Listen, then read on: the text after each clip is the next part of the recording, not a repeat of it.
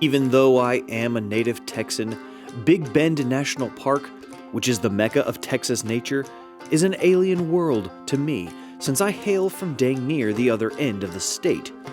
Although the seemingly inhospitable desert landscape of spiny plants and cragged peaks is a stark contrast from the rolling prairies of my youth, Big Bend National Park in West Texas holds a special place in my heart as my first love affair with the great outdoors.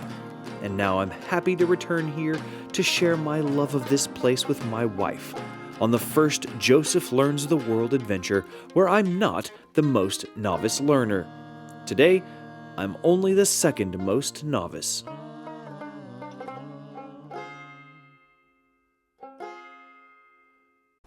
Twee's first hike in Big Bend National Park.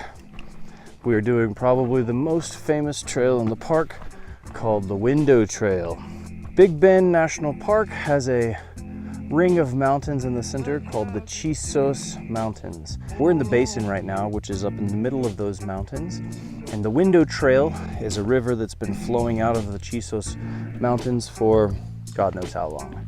That river has cut a little valley, a little canyon, and that's called the Window. You can hike right down to it and look out. In the Chisos Basin, you see some pretty cool mountains. That one behind us is Casa Grande, which is Spanish for big casa. All right, we've hit the second part of the Window Trail. First part is exposed desert.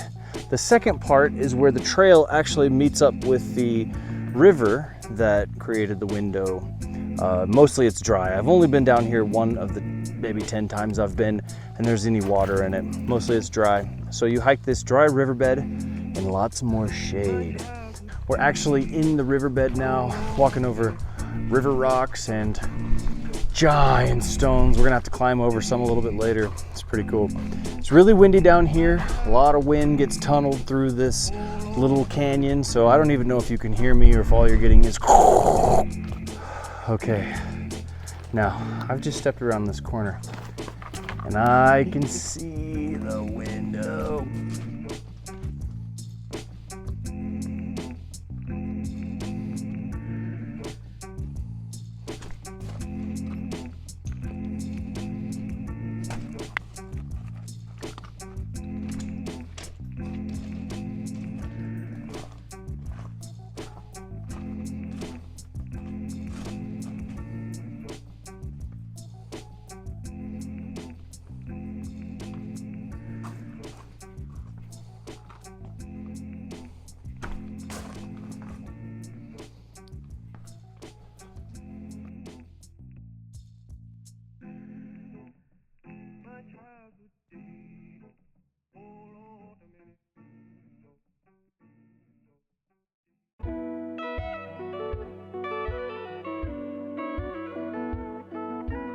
One of the coolest plants out in this landscape is the agave plant.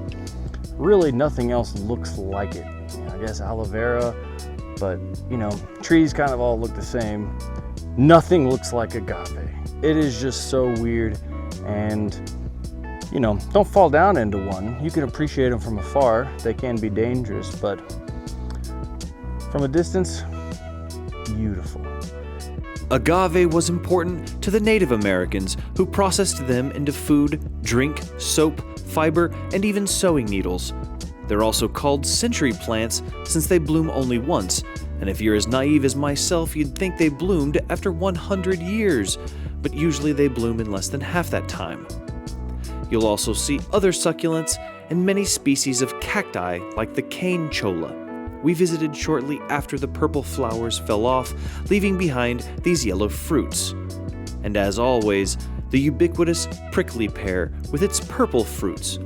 Both of these added colorful vibrance to the brown and green landscape. I keep seeing these tarantulas. I've never seen tarantulas down here before, but there's a bunch of wasps down here.